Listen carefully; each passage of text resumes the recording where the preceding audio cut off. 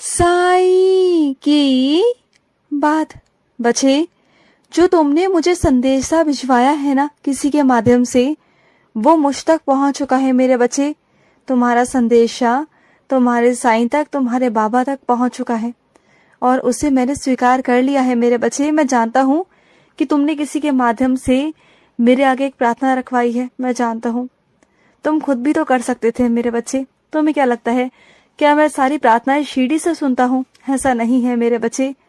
मैं तुम्हारे हमेशा आसपास ही रहता हूँ। अगर तुम मुझे वहां से भी कह देते ना तो मैं सुन लेता। ऐसी कोई बात नहीं थी मेरे बच्चे। मैं तुम्हारी हर एक चीज को पूरा कर दूंगा, तुम चिंता मत करो। जो तुम्हारी जिद है ना, मैं उसे भी पूरी करूंगा, ठीक है ना? अब तो खुश हो जाओ ना। इतना गुस्सा हो, इतना नाराज हो अपने साईं से क्यों? मैं सब ठीक कर दूंगा, बिल्कुल परेशान मत हो।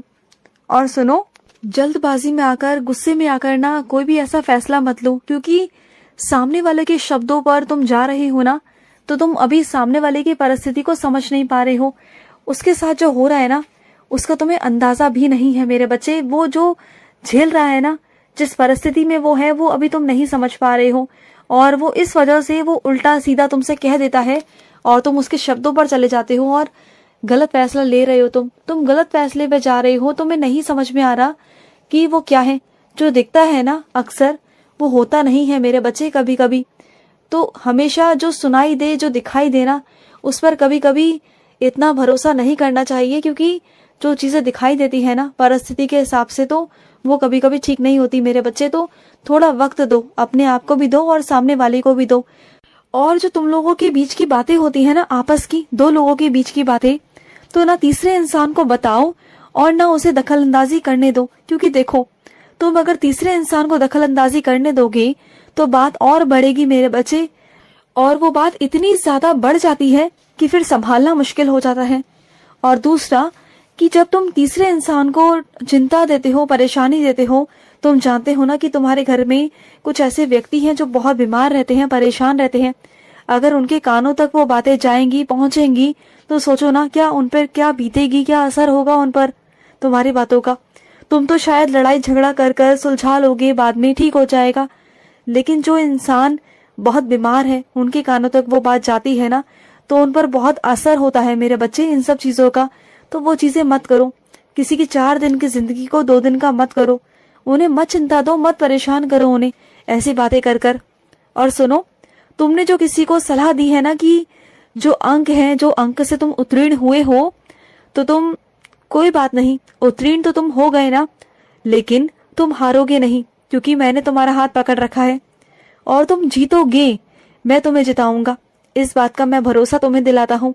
अगर अंक कम आए भी हैं तो क्या हुआ, बात तो निष्कर्ष की है, बात तो जीतने की है।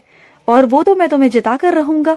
तुम्हारा हाथ थाम कर, तुम्हारा हाथ पकड़ कर मैं तुम्हें वहां तक ले जाऊंगा जहां तक तुम जाना चाहते हो। तो बात अंकों की नहीं है। उत्तीर्ण हो ना हो कोई फर्क नहीं पड़ता, लेकिन तुम्हारे साईं को जहां पहुंचाना है तुम्हें, वहां तुम्हारा साईं तुम्हें पहुंचा कर रहेगा। तो बिल्कुल भी चिंता मत करो। और सुनो, जो तुम चाहते हो ना, बेहिसाब तुम्हारे साथ होगा, बेहिसाब। पर पता है कब होगा? जब तुम्हारा विश्वास दृढ़ होगा अपने साईं पर कि तुम्हारा साईं है, तुम्हारे साथ खड़ा है, तभी होगा। तब उस दिन चमत्कार होने तुम्हारे साथ शुरू हो जाएंगे। और ऐसा नहीं है कि अभी भी तुम्हारे साथ चमत्कार नहीं हो रहे या तुम्हारे जिंदगी में लीला नहीं हो रही, सब हो रहा है। लेकिन बस तुम देख नहीं पा रहे।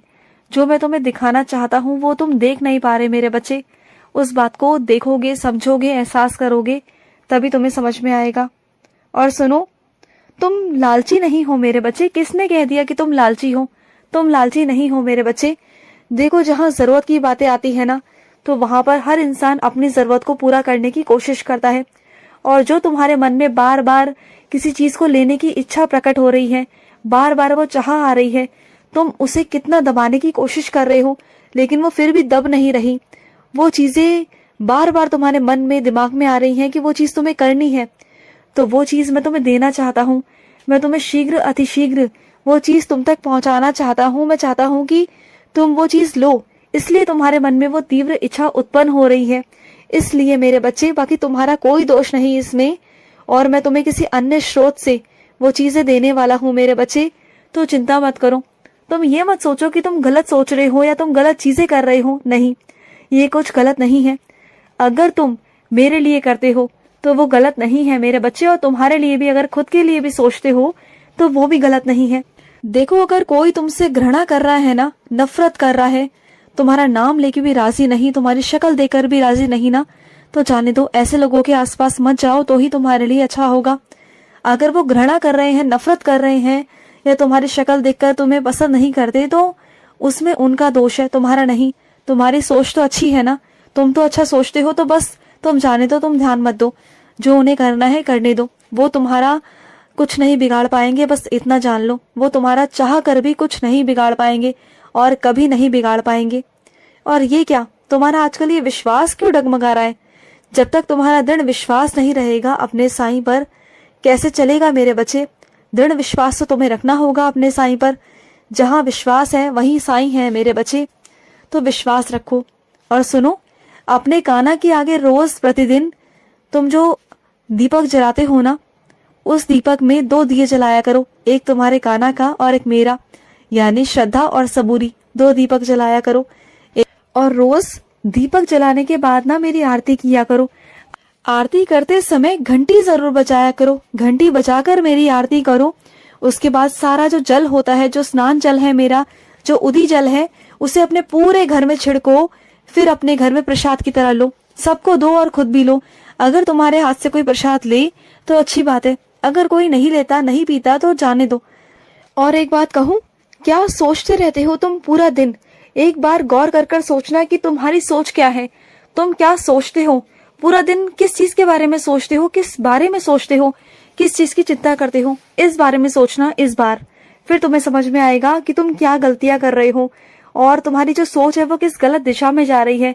जहां तुम्हें अपनी दिशा में अपनी सोच को रोकना चाहिए ना, तुम रोक नहीं पाते हो, बस उसे जाने देते हो।